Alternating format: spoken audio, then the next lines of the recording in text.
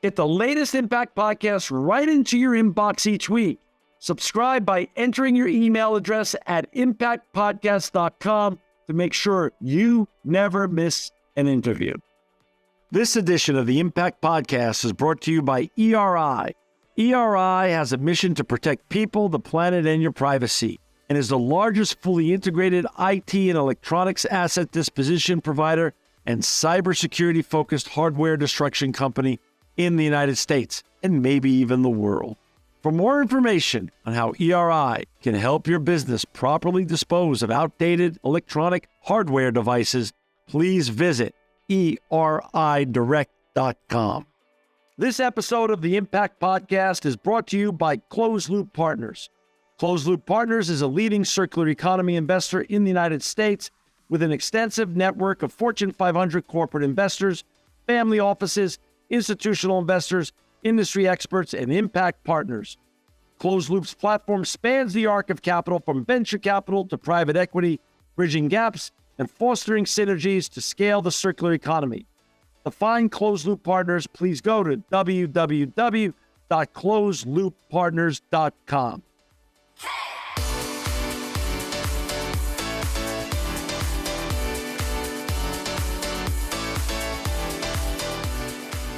Welcome to another edition of the Impact Podcast. I'm John Shigarian, and I'm so honored to have with us today Whitney Kakos. She's the Director of Supply Chain Sustainability at Keurig Dr. Pepper. Whitney, welcome to the Impact Podcast. Thank you so much. I'm so pleased to be here. Hey, you're the beauty of technology. You're sitting in Massachusetts today, and I'm in Fresno, California, but it still feels like we're in a room together having a conversation, which is the beauty of Zoom and all these wonderful technologies and things of that such. And I just really thank you for your time today. And before we get going and talking about all the important, impactful work that your team and you are doing in sustainability at Keurig Dr. Pepper, I'd like to ask you a little bit about you. Where did you grow up, Whitney, and how did you get on this wonderful and important journey that you're on? Yeah, thanks, John. I appreciate that question. I grew up along the Eastern Seaboard, so I am a Georgia girl by birth. I spent a lot of years in New England. I spent some years in Old England, so I'm married to an Englishman, studied over there, had my first job in the coffee space over there, and then came back here to the Boston area. So it's been a great journey for this field of sustainability. Like many people my age, it was a windy journey. If you were to ask my parents, they probably would have said, I'm a little worried about her jobs and how's she going to end up? But what's kind of cool about it is when you get to my age and look back on it, it all kind of makes sense. And right. It makes sense. Yeah. I get that. Talk a little bit about when you were growing up and spent, Eastern Seaboard and then eventually, like you said, New England, then eventually Old England. Where was your first exposure to sustainability? Was it as a young child? Was it as a teenager? Was it as an adult? When did sustainability become and the subjects around sustainability become a thing in your life?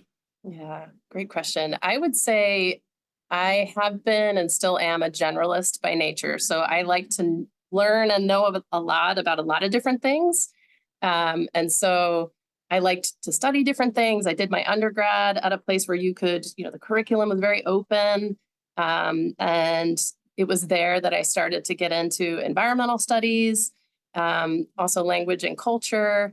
I would also say I'd pair that with wanting to really believe in whatever work I was doing. So it's really important to me, whatever hours I was spending dedicated to something, that I really wanted to believe in it. So my first job out of college was actually as a high school teacher. Did that for a few years, moved into the NGO space in international development with a focus on Latin America. So Spanish was a theme for me early on. I did a master's in environmental policy and thought I was headed into environmental consultancy. And then, as often happens in life, a recruiter in the UK, which is where I was at the time, pointed me to this small mission-driven coffee company called Cafe Direct that's still going. If you're ever in London, look them up. I will. And that kind of set me off on this path of coffee and supply chains. And I would just say, how I said, like looking back on it, it all kind of makes sense. Supply chains are fascinating space because they're all different. Well, there are themes that apply to many of them. every time you look under the hood of a different supply chain, you're learning something new, and that they're very global. They're so unique. And so that generalist in me, I think, just loves this space. That's wonderful. My first exposure to supply chain and sustainability, it was so embarrassing, so to speak. One of my good friends and really became a mentor on this exact topic is Jim Gowan. Jim was the he still is the chief supply chain officer at Verizon, and he was then named the first chief sustainability officer. Holds both titles, still does. Yes. And I want to say it was 2011 or 12. I'm in his office in New Jersey, and I'm like, why? I don't get it. And he literally did took the time to give me a master class on this is probably the most intelligent nexus that exists out there in terms of supply chain and sustainability. And I'm going to want you to share your version of a master class on that in a second. Sure.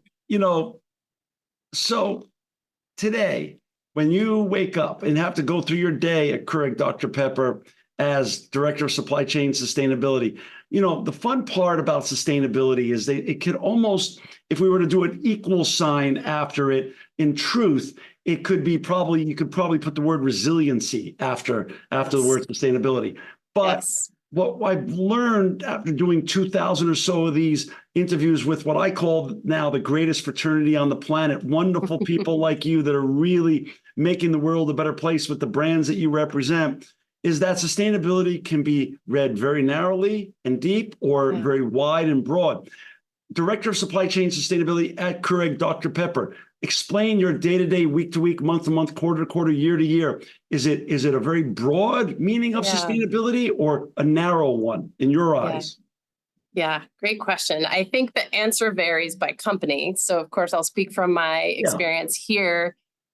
We are lucky to have a team that can be segmented across different pieces. So for me, supply chain sustainability and what I'm working on every day, I like to say is two sides of a coin. So on the one side, you have risk management, or looking at topics like legal compliance and human rights protections and kind of basic fundamental environmental protections, and how are those playing out in our company's upstream supply chain, and how can we manage risk and also support our suppliers to do that. Flip side of that coin is a really fun space where I get to look at what are these really unique opportunities where we can have a positive impact, again, in that upstream supply chain. So my piece of the puzzle is very much upstream. What do we buy? How do we buy it? What are the dynamics of those relationships and the business models at play?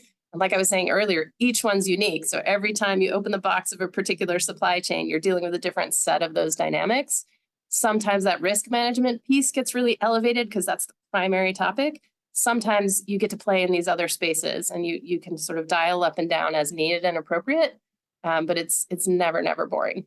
And for our listeners and viewers who want to understand who Keurig Dr. Pepper is, first of all, to find Whitney and all her colleagues and all the important work they're doing at Keurig Dr. Pepper, you could go to www.keurig, Keurig, drpepper.com, keurigdrpepper.com. It will be in the show notes for everybody to pull that up. But just some of the iconic, as you said to me off air earlier before we taped this episode, incredibly iconic brands that you get to represent, Whitney, are Keurig Brewers, K-Cups, Green Mountain Coffee, Snapple, 7-Up, Hawaiian Punch, Stewart's Root Beer, IBC Root Beer, Nantucket Nectars, RC Cola, Sunkist, and my favorite, Canada Dry. This is the zero sugar, and no caffeine. This is my favorite drink of choice when I feel like a soda or something of that nature. But over 11 billion in sales, over 27,000 employees. Keurig Dr. Pepper is a big brand. Yes, indeed. So a leading beverage brand in North America. We actually have 125, a little over 125 owned, licensed, or partner brands. So for some of them, we are doing their manufacturing and it's still their brand. But when you put that whole family together, it's massive. And there's some other hidden ones I would add to your very good list. By the way, Yoo-Hoo, Mott's is another one. Yoo-Hoo's big. Yeah. The Mott's apple juice and applesauce products. We also own Mott's, so that's another one that surprises Mott's, people. these are brands that I'm 61. I grew up with these brands, and they still exist, and they were just wonderful. I mean, every household growing up had Mott's and Yoo-Hoo, and these are just great brands. Today, we're going to talk a little bit more about coffee, though. Coffee. Yes. So, I turn on, and with regards to supply chain, I don't know much. So I want you to unpack a little bit about the climate change and the threats to the supply chain when it comes to coffee. I turn on the Bloomberg News in the morning, and it's in the news a lot that the supply chain of coffee and other other commodities such as the cacao bean and chocolate and things of that such. Yes. Explain the nexus between climate change and the threats on the supply chain that you have to be concerned about at Keurig Dr. Pepper. Yeah. Well, as you were pointing to, John, you can't work in any agricultural supply chain. And when you're in food and beverages, it's agricultural supply chains. You can't touch any of those without engaging very deeply in this topic of climate change. And it really comes down to, in the medium or longer term, sometimes even in the short term, you want to secure the supply of this raw material that is the basis of your business. Sure. That matters to the farmers who grow that crop, and that matters equally to us. And another distinction I like to make is there's a lot of, sort of headlines about your cup of coffee could go extinct. And, it's never that black and white with topics like this. It's a lot more nuanced. But the truth is that climate change is making life very challenging for coffee farmers and other farmers. And it's also about quality. We want to buy quality coffee, and we want to buy quality coffee into the future, and coffee from different origins with different flavor profiles. And that's becoming really challenging. And there's a statistic that I find really interesting in the coffee space, that researchers believe that the land suitable to grow coffee, and I should probably give a little bit of background on just what coffee growing looks like in the world. It's grown around the equator generally, so in the tropics, often at higher elevations. So some buzzwords that I'm sure some of your listeners will know: Arabica coffee, most common, sort of known for higher quality, wonderful taste, is often grown at higher altitudes than Robusta, different varietal. And as the world overall is getting warmer, to grow that coffee, you have to go kind of higher and higher up in elevation for Arabica, especially. Right. So the stat I was referring to is that the land suitable for growing coffee is projected to reduce by half by 2050. Meanwhile, global demand for coffee is increasing and meant to double by 2050. So when you put those two trends together, there is your security of supply issue. Yeah, it's very real. So that's the challenge. And people ask me sometimes, like, what are the biggest issues facing coffee? Yeah. The ability to adapt to climate change is one. And then the other is just profitability, making sure that the farmers at the beginning of your supply chain can stay profitable and want to keep farming and are able to stay on their farms and make a living. So when you put those two together, those are the big challenges. And so when we think about resilient supply chains in coffee, those are those issues that we're really digging into. So interesting. There's so much, I think we learned during the COVID period and post-COVID, that we took so much for granted. And all of a sudden, when supply chains, even outside of coffee, started failing us, and we would show up for our favorite brand in a store or even drugstore and see it didn't exist. It's a jolt to the system. It was an eye opener. It's an eye opener, and nobody. I don't find anybody, friends or relatives or acquaintances that I know, that likes change. They like their things when they like them. They like their routine, and so that's a daunting problem that you're challenged with. So where do you begin that journey when demand is going to double in that period between now and 2050? And production could be cut as much as 50%, or at least be impacted up to 50%. Where do you begin on that journey? Yeah, I would frame this up possibly with this supply chain sustainability triangle we like to use to approach really any supply chain. And I would say, first and foremost, on the bottom of the triangle, we focus on responsible sourcing. So that's a bit more in that risk management space that I was mentioning to you before, because coffee equally is a supply chain where there are some very real challenges, child labor, forced labor, these structural issues really do exist. And so we work to buy our coffee in a way that is committed to responsible sourcing and recognizes those challenges. And so one starting point for us has been to commit to purchasing our coffee through certification and verification programs that are looking at that issue at origin and helping us Is manage child that labor risk. the highest nail, the biggest issue when it comes to responsible sourcing? It's a great question. I would say it does vary by origin. It Mm, depends on the okay. origin. And there are certain countries that have really stronger, legal frameworks and enforcement of law.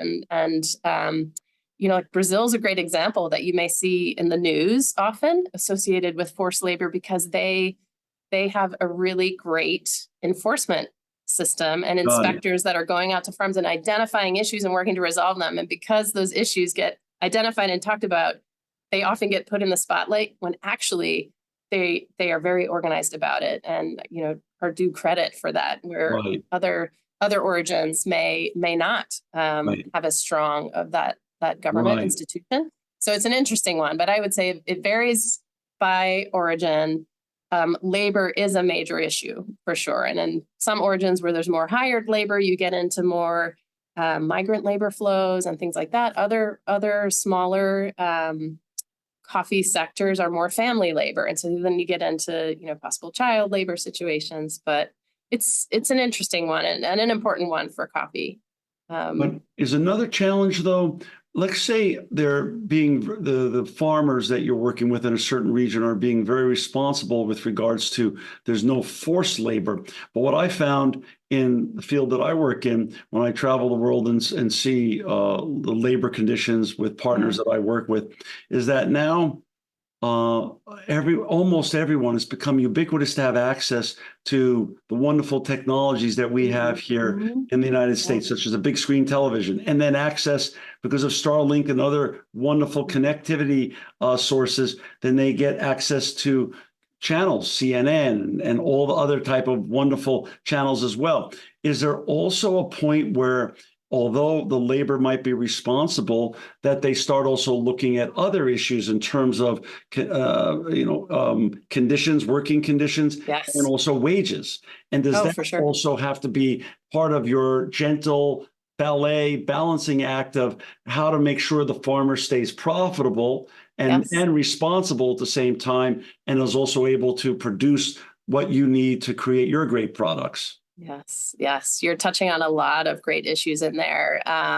So I want to make sure I circle back to them all. I guess first, in coffee scenarios where there's hired labor, often that labor might be, migratory. So it sort of follows the harvest and comes into the season. And so this is an issue that for many years in coffee was very ignored. There was a lot of talk about farmers, but not a lot of talk about farm workers. So this is a really important one for us that we have been investing in. So I would call out this one investment we're really proud of called Las Manos del Café. So the hands of coffee, really the pickers of that coffee.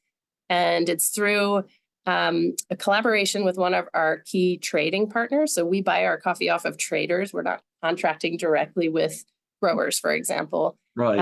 And through this trader, RGC, we're investing in programs to support hired labor workers within specific coffee cooperatives in Colombia.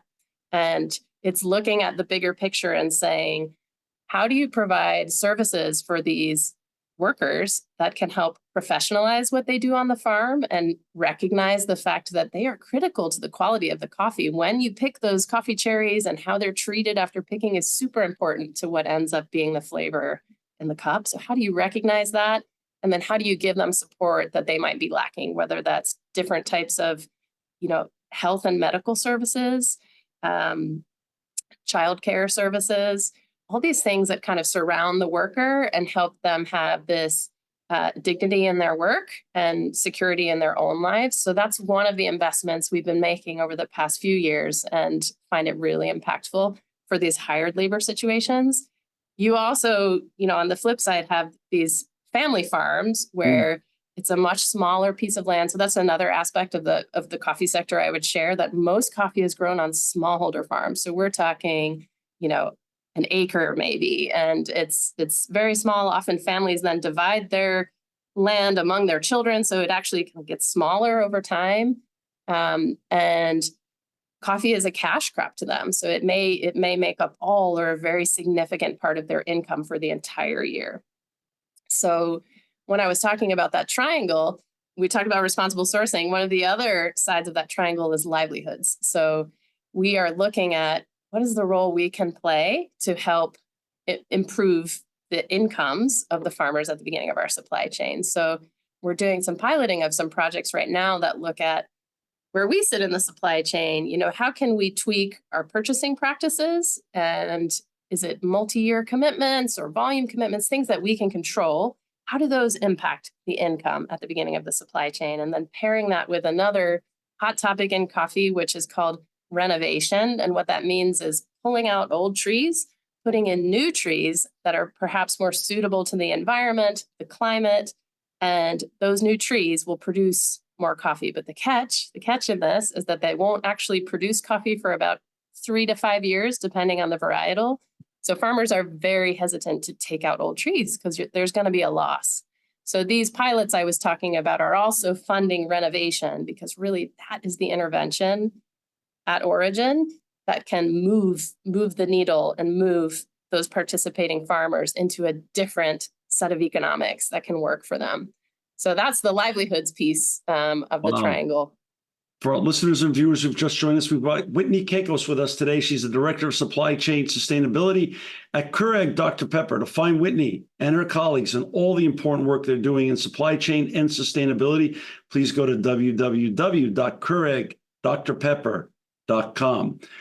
Talk a little bit about, Whitney, the terminology of regenerative agriculture. What does that mean when it comes to the supply chain of the products that you need to create the great coffees that you guys have under your brands? Yeah. Regenerative agriculture is a really big buzzword right now. Yeah. And I think, again, I was saying you can't deal with agricultural supply chains and not talk about climate change. It's kind of the same, right. I would say, for regenerative agriculture. It's a really hot topic. And I think it is a really hot topic because it can really capture people's hearts and minds, because it's sort of broader than organic, which is another term we're all used to from this space in agriculture. And we set a public goal around supporting regenerative agriculture on 250,000 acres of land by 2030. And that goal really grew out of us becoming this company of KDP 5 years ago and saying, okay, we kind of know the space in coffee. We have been doing this work with coffee farmers for many years and calling it climate smart agriculture, water smart agriculture. Regenerative agriculture kind of covers those things. And then as we became KDP, looking across, say, the apple supply chain for Mott's that I was talking about, or corn that goes into the carbonated beverages, that term of regenerative agriculture and that concept really could go across them all. So that's why we became interested in it. And it's important to define it. So I will do that. That's what I'm really excited to hear your definition of. Yeah. Our definition is outcomes based. So it's looking at what are the outcomes we want to have, whether it's a coffee farm, an apple farm, or, row crops like corn. So our definition is it's a localized and holistic approach to agriculture and land management that focuses on 4 outcomes. Mitigating climate change is one. It's definitely not the only one. People tend to really zero in on that. Increasing soil health is a second. Supporting resilient landscapes. So back to this idea of resiliency. And then improving farmer livelihoods, because you can't do the rest if the farm is not profitable. So it's focused on those 4 outcomes. And the way we are tackling those outcomes is by setting out a menu of metrics, really, that we're looking for. And they have to be tailored to the particular context of the farm. So across this menu of metrics we've selected underneath that definition, there will be certain ones that really resonate in a coffee landscape, others that resonate in apple, others that resonate in corn. So for anybody interested to go deeper on that, we have a lot of information on the website. You mentioned our methodology is public, which is something we really believe in. When you have a public goal, it can be easy to sort of report numbers and not share much about the how or what that number really means. And we really take a firm stand on that should be public too. So the whole methodology behind it is public too. And it's on your website. It's also, I assume you touch on these very important issues with regards to your definition of regenerative agriculture in your sustainability report. We do. Which comes out in June of this year. It does. Yes. Please watch out for it. There'll be some good info on the regenerative ag work and the coffee work that I was talking about before in there. And those sustainability reports live in perpetuity on your website. So all the information is there. As you know, as part of, I think one of the common themes I keep seeing among great leaders like you and great brands like Keurig, Dr. Pepper is the issue and the leaning into radical transparency, just putting it out there. Yep. And that's more and more becoming the trend. And it just seems as though, listen, nobody is claiming to be perfect anywhere. And I think that's just a false goal. But, as we know, sustainability is a journey. There's no finish line. And just being better every day is sort of, I think, the shared goal for all of us. Yeah, I couldn't agree with you more. I think we work hard to be as transparent as we can. I also think regulation is driving the bus here in this area. There's a lot of new regulation coming out of the EU. So if your company is subject to that regulation, you're really paying attention to this, but also the SEC and other areas. So talk about that a little bit. Let's talk about that. You bring up a great point, the issue of regulation. Regulation can be seen as a real, how do we say it right? A genesis for good.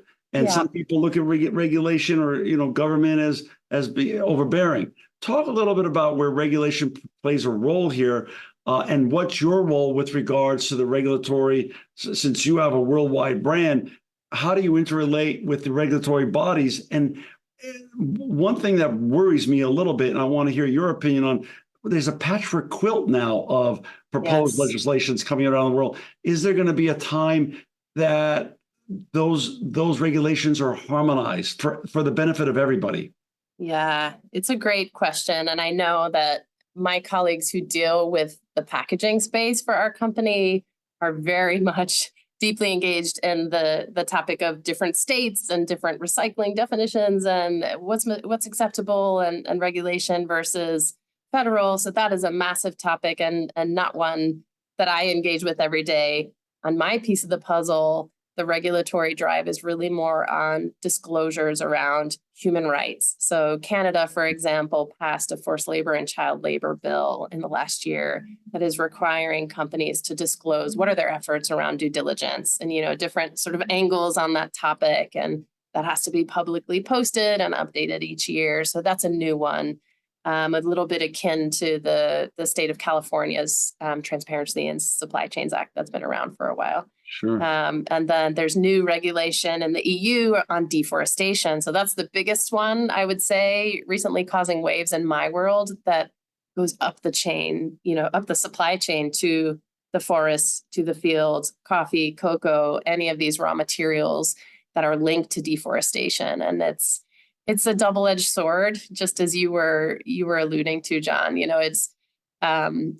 It can cause a lot of work and a lot of hoops to jump through that sometimes can feel, is that the point? We're spending so much time on that. We're not actually getting busy doing the impact we want to have. Right. At the same time, it also moves things along in a way that can move really slowly. So I see both sides of that. I definitely see both sides of that.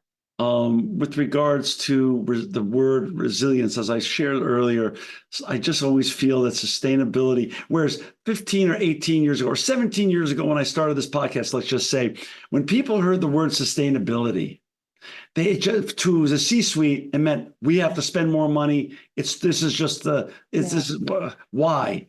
And now sustainability, when done correctly, not only means potentially saving money and making the company more profitable, more efficient, but it more importantly, it makes the organization more resilient. Talk a little bit about sustainability and resilience of the coffee supply chain and how they work hand in hand as interchangeable, really, terminologies. Yeah, I think one key aspect to bring in is time frames. So really one of the biggest kind of concepts here is the longer term perspective. So when you think about resilience in a supply chain, you're looking at over the longer term, is this supply chain going to be able to sustain itself and to be profitable? And, lots of in the private sector are looking at sort of quarterly timeframes, and that's tricky. And we have to marry up from a sustainability perspective, this longer term piece of the puzzle. So to give an example in coffee, where longer term thinking is coming in our sustainability work is about agricultural research. So coffee is fascinating because it's one of the most understudied crops from a varietals point of view. So one of the key partnerships we have within our coffee sustainability portfolio is with an organization called World Coffee Research. Highly recommend your listeners Google them, look them up. We were a founding member way back in 2012, and their objective is to boost the genetic variety of coffee in the world. So it's for bringing into the hands of farmers new varietals of the coffee plant that they can put onto their farms that are climate adapted, that will boost their yield, that will be resistant to disease. So when you're looking at mitigating climate change, having a resilient landscape, looking at profitability of the farmer, the impact of the actual tree, the varietal, is so important. And so, but this research takes time. So that's where that time frame point comes in. It takes years of research, especially when you're talking about perennial crops, that are tree plants that are going to be in the ground for a while. It's not this sort of annual harvesting. So that's can be a tougher case to make, to invest in this longer term research, but it's so critical to get that information to advance, the greater thinking around coffee as a plant. So World Coffee Research is one of the best examples that I'd like to pull out for this. Well, you shared earlier also longer term thinking is what you have to convince the farmers of doing when they're also switching out to the new. Yes. So again, Yes. it seems like a consistent theme. Talk a little bit about partnerships. What I've seen more and more is a movement away from the iconic, how do we just call them? The Bill Gateses, the Mark Zuckerbergs, the Elon Musk, and they all great, the Sarah Blakeleys, all great entrepreneurs in their own right and have done great things, have changed the world for the better. But it just seems like brands are more and more to create the greatest impact in this shift from the linear to circular economy, to create the biggest impact when it comes to sustainability and practices. Partnerships and collaborations are becoming much more regularized and highlighted and normalized. It's not a sign of weakness; it's a sign of strength to be able to collaborate. Talk a little bit about what that means at Keurig Dr. Pepper. Yeah, happy to. Partnerships are critical.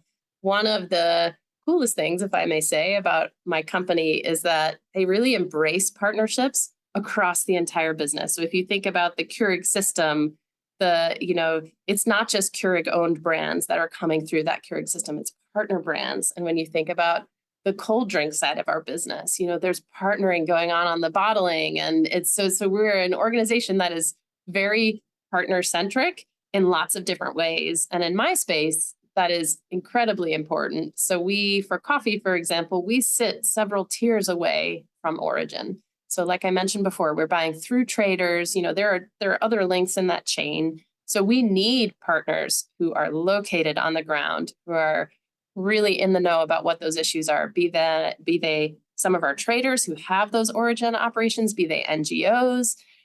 So we really work with a whole spectrum of partners. I mentioned World Coffee Research already. That's one that is really focused on this global structural enabling environment of coffee genetic material and getting it out there. There are other partners that bring scale. I mean, that's the other thing. So one I would mention here is Root Capital. So they are an organization we've been working with for over 20 years, which is just amazing, from the Green Mountain Coffee Roasters days through to now. And Root Capital looks at this critical role played by cooperatives. So in some origins, coffee co-ops are very common, and they're organizing these individual smallholder growers into a bigger body. And they really see the kind of important lever that a co-op brings to accessing a much larger amount of individual farmers. So that partnership has evolved over years, looking at what the critical issues are. So when it started in its earlier days, there was this awful disease called coffee leaf rust, or La Roya, and it was just decimating coffee. It's sort of fungus that kind of moves through coffee fields as this dust, and it just was incredibly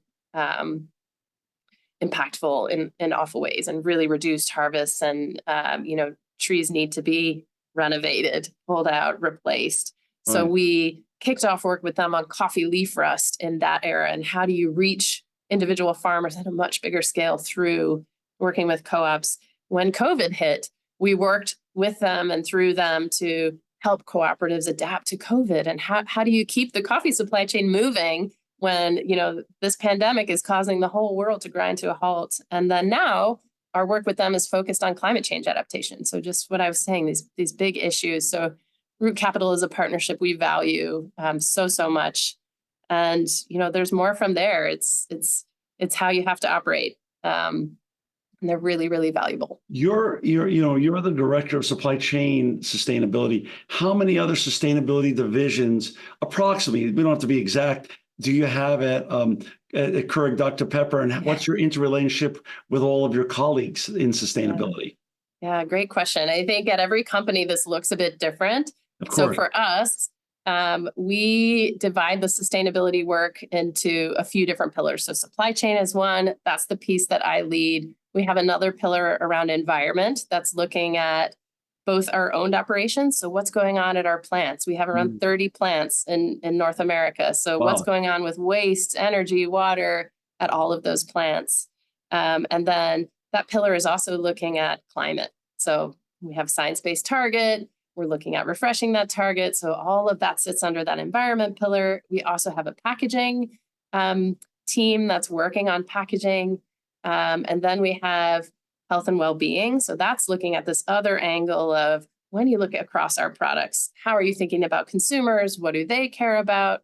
How do we market? What are the ingredients? All of that. So that's kind of how we divide the world for sustainability at KDP. That makes a lot of sense. Talk a little bit about, one of the biggest trends or buzzwords today is AI. How is AI, when we go back to the original Delta you talked about, double the demand by 2050, 50% of the crop expected by 2050. Is AI able to help you in your efforts of predictive analytics of the future of climate in the regions that you need to source your coffee from and other supply chain opportunities from? Yeah, it's a really great question. And I think this is one that we in every company are grappling with. The impacts of AI will be massive across so many areas. And I would say for supply chain and for these topics we've been talking about today, to be honest with you, the writing has been on the wall for a while, John. So the climate challenges we are seeing, the changes that I was talking about, we have known these were coming. The research was clear, and we don't need AI to tell us that. So for my little piece of the puzzle, I'm going about trying to tackle those without leaning too much there, but I'm sure there will be other kind of implications that ripple through that I haven't thought about yet. I mean, I'm much older than you, but you're still old enough to remember a mere 18 years ago, Inconvenient Truth came out, and so many detractors said, "Oh, just a bunch of hooey," and this is just and my gosh, talking about an analog version of predictive analytics. It was all there for us right there, and I'll tell you what, it's happening. Talk a little bit about since sustainability doesn't have a distinct finish line, and it's an ongoing journey. How do you when you think about great performers, people who perform really well and are leaders in their profession. And I always love to look at the Michael Jordan version of this. Michael Jordan, even when he had his detractors, he would forcibly create a chip on his shoulder to get himself out of bed and to get up for the competition. Since you don't have a win-loss at the end of every game or every day in a scoreboard to look at, how do you motivate yourself, and what excites you about 2024, 2025, and beyond in terms of the progress that you're making, so you can look at your own scoreboard and say, we're winning. We're making progress. And although this is a journey without a scoreboard, an official scoreboard, we're doing well here at Keurig Dr. Pepper, and I'm really proud of what we're doing. Yeah. Well, I think I would be remiss to not mention a big announcement that has happened for us very recently that is called K-Rounds, and our new Alta brewer that comes with K-Rounds. So if you haven't heard of this, K-Rounds is a plastic-free and aluminum-free new pod format. So there is no packaging to it. And it is created by compressing coffee with a plant-based coating. And so this year we'll be beta testing this new concept, and it's so exciting. It's so exciting. And one of the things that makes me most excited about it is that you can hold in your hand this K-Round and see and touch the coffee. So I feel like it's this amazing opportunity to bring the focus back to the coffee, off the packaging and onto the coffee, so that all of those topics we've been talking about today can become more front and center to the conversation about what's in your cup. So it's really exciting. It makes me very proud. So is there a link that you could share with us that we could put in the show notes of today's show on the K-Rounds? So our listeners and viewers could have that. And when will they be able to hold the coffee in their hands without any more packaging? When is that coming out on a commercial basis? Yes. We're still working on that. So the beta testing is going to happen later this year in the fall. So depending on how that goes, we'll expand out from there. So TBD, and I'll definitely share some information with your listeners so they can find out more. I take it, though, you've already had the benefit to hold this beta in your hand and taste the coffee. Give us a little bit of a preview from your own perspective. Yes. Yeah, it's kind of visually stunning, to just hold them in your hand. And another aspect of it is that they'll come in different formats that allows you to have an espresso or to a drip coffee. So there's also an opening up of the format of the coffee that we didn't have access to before because we were constrained by the cup itself. So it's really inspiring. And like I said, I think it can bring the focus back to coffee. I love it, Whitney. And that leads us at a very good point. This podcast is truly been a journey. There's no finish line here, thankfully. And we're far from done. And what we find is brands love to come back and share their continued journey. So what I'd like to say to you is not only are you invited back, but when that specifically launches, I'd love you to come back and we'll just do a show just in and around that product itself, because that's such a groundbreaking, important announcement to show, and you can bring the product on the air and we could have a lot of fun with it, and we could go more into it when that happens. Thank you for the invitation. Sounds fantastic. All right. I hope your communications team are happy about it as well. But anyway, Whitney, thank you again. Wow. Not only for your time today, sharing the journey in sustainability and supply chain at Keurig Dr. Pepper, but I just want to say thank you for all the really important work you're doing. For our listeners and viewers, to find Whitney Kakos and her colleagues at Keurig Dr. Pepper, please go to www.keurigdrpepper.com. Whitney, thank you again. This was wonderful. And thank you and your colleagues at Keurig Dr. Pepper for making the world a better place. Thanks so much, John. Thanks for having me. This edition of the Impact Podcast is brought to you by Engage. Engage is a digital booking platform revolutionizing the talent booking industry. With thousands of athletes, celebrities, entrepreneurs, and business leaders, Engage is the go-to spot for booking talent, for speeches, custom experiences, live streams, and much more. For more information on Engage or to book talent today, visit letsengage.com. This edition of the Impact Podcast is brought to you by ERI. ERI has a mission to protect people, the planet, and your privacy. and is the largest fully integrated IT and electronics asset disposition provider and cybersecurity-focused hardware destruction company in the United States and maybe even the world. For more information on how ERI can help your business properly dispose of outdated electronic hardware devices, please visit eridirect.com.